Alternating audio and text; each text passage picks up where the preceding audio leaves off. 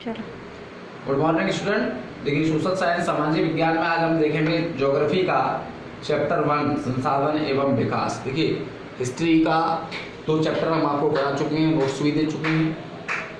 Polity का यानी राजनीति वाले का भी हम आपको 2 चैप्टर के नोट्स और बता चुके हैं। आज हम ज्योग्राफी देखेंगे तो उसमें पहले से संसाधन एवं विकास, जैसे कि नाम दिया रिसोर्सेज एंड डेवलपमेंट, संसाधन और विकास। तो संसाधन क्या होते हैं, इनका विकास को पढ़ेंगे।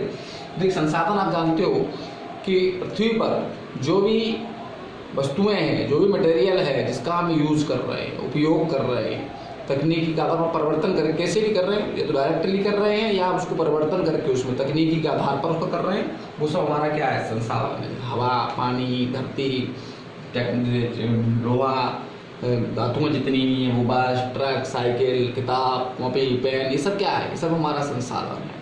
अब इसका हम देखेंगे वर्गीकरण जो है वो निर्माण के आधार पर, हम देखें बनने के आधार पर, ये जो बनते हैं तो उसके आधार पर 2 प्रकार से होता है, जैव संसाधन और अजैव संसाधन। जैव और अजैव क्या होते हैं कि जो संसाधन हमें जीव मंडल से यानी सजीव जैव मंडल से प्राप्त होते हैं वो हमारे जैव संसाधन कहलाते हैं, और जो निर्जीव होते हैं यानी वो हमारे अजैव संसाधन कहलाते हैं।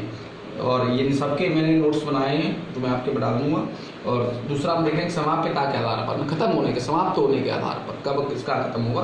उसमें 2 प्रकार देखेंगे, चक्रीय संसाधन और अचक्रीय। चक्रीय का मतलब इसको हम दोबारा से यूज कर सकते हैं, रीयूज कर सकते हैं, रिसाइकिल करके हम दोबारा बना सकते हैं, वो हमारे चक्रीय होते हैं। और जो रिसाइकिल नहीं होते हैं, जिनको हम दोबारा से पुनः नहीं बना सकते हैं एक बार खत्म करने के बाद, वो हमारे अचक्रीय संसाधन कहलाते हैं।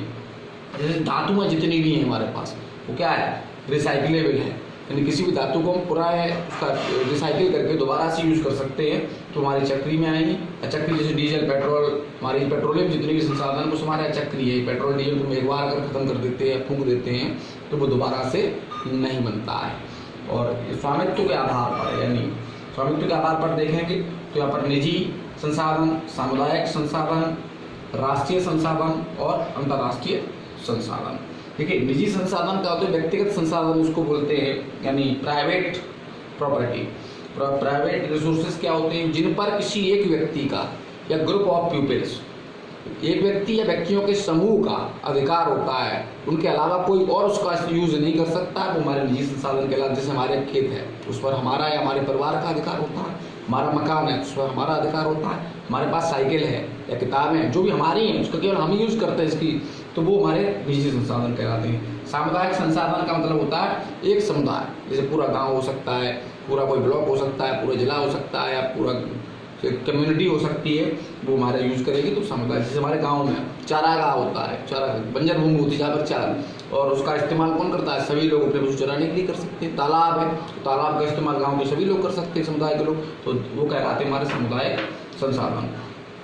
दूसरा जो है वो राष्ट्रीय संसाधन।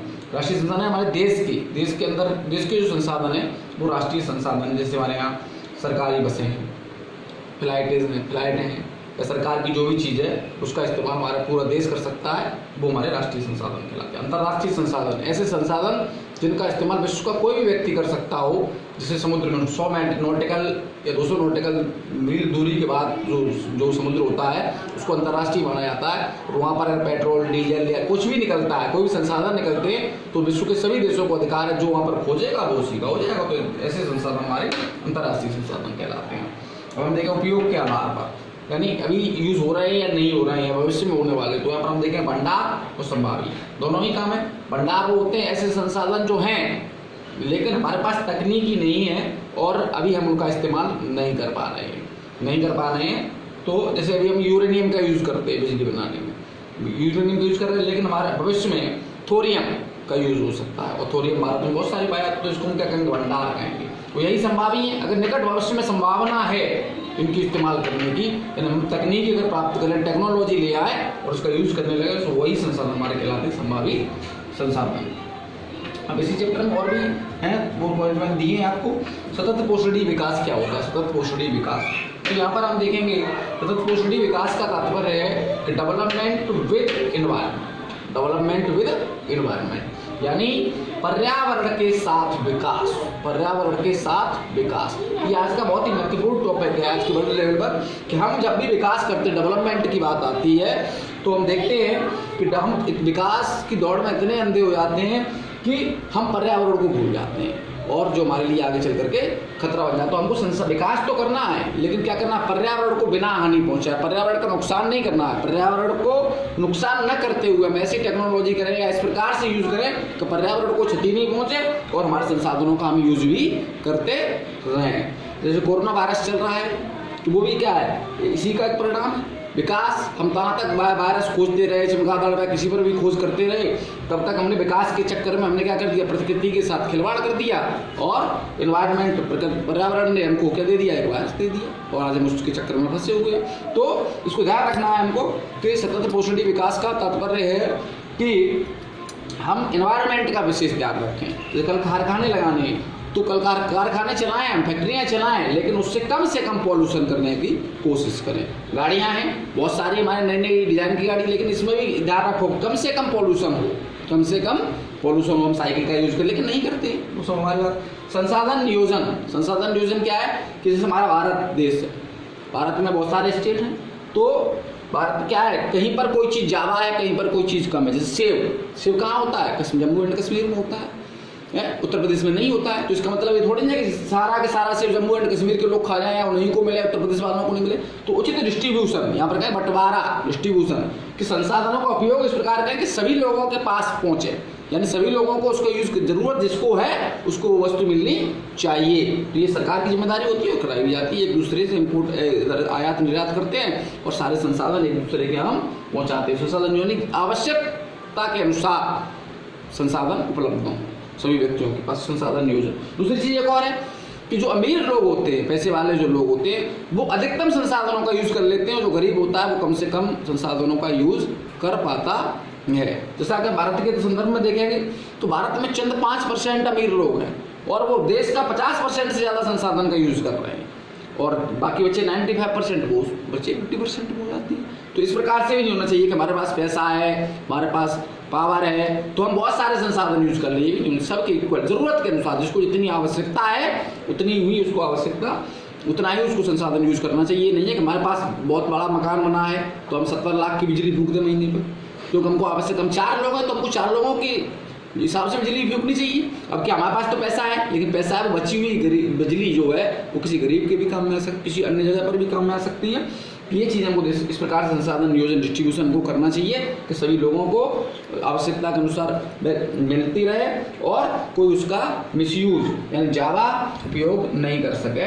ये हमको ध्यान रखना, ये चीज़ हम संसाधन नियोजन में देखते हैं। वैसे भी प्रकृति ने हमको क्या किया है, इतना पर्याप्त दिया है कि हमारी आवश्यकताओं की पूर्ति तो हो सकती है। हम आवश्यक वस्तुएं यानी संसाधन हमको इतना, हमारे पास सब कुछ उपलब्ध है। देखिए लॉकडाउन चल रहा है तो यहाँ पर हम देख रहे हैं कि बहुत सारी चीज़ों का प्रोडक्शन नहीं हो रहा है, लेकिन फिर भी हमारा काम चल रहा है।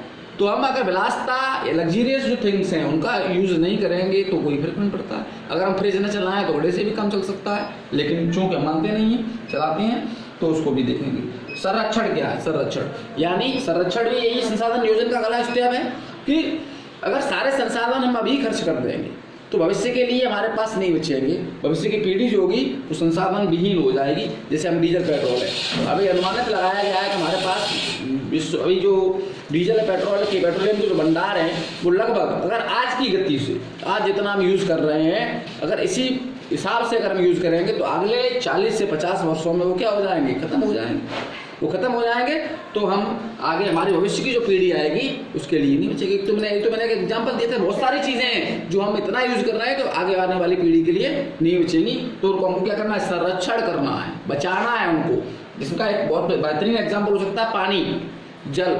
हम अभी क्या करते हैं, आवश्यकता से अधिक जल का यूज़ कर देते हैं, जबकि पानी क्या है, भविष्य में, निकट भविष्य में हमारा जल जो है, वो अगला चैप्टर है आपका जल संसाधन, उसमें पढ़ाएंगे कि ये भी कम होने वाला है। और जैसे पानी खत्म हो जाएगा, कम हो जाएगा, वाटर रिसोर्सेज गिर रहे हैं, तो भविष्य में पानी का एक बहुत बड़ा संकट खड़ा हो जाएगा और हमारे आगे आने वाली जो पीढ़ी होगी वो पानी के लिए परेशान होगी। तो अभी क्यों ना हम अभी से ऐसा करें कि हमको पानी का हम उतना ही इस्तेमाल करें जितना हमको आवश्यकता है। जैसे हम नहाने के लिए जाते हैं तो 1 बाल्टी पानी 10 लीटर नहा सकते हैं, लेकिन नहीं समर चलाएंगे, ऊपर से पाइप लगा लेंगे तो पता चलेगा कि 50 लीटर या 100 लीटर पानी नहाने में ही बर्बाद कर दिया, भैंस नहलाने में बर्बाद कर दिया, गाड़ी धोने में बर्बाद कर दिया। तो ये हमको संरक्षण करना है, यानी कि जितनी हमको आवश्यकता है उतनी ही चीज़ों का हम इस्तेमाल करें, फालतू में बर्बाद न करें। तो इस जितने भी संसाधन उनको सबका संरक्षण इसमें बताया जाए। बाकी कुछ टॉपिक बचे हैं वो नोट्स में है, और अगर फिर भी कुछ नहीं समझ में आता है तो आप मुझसे पूछ सकते हो। थैंक यू, धन्यवाद।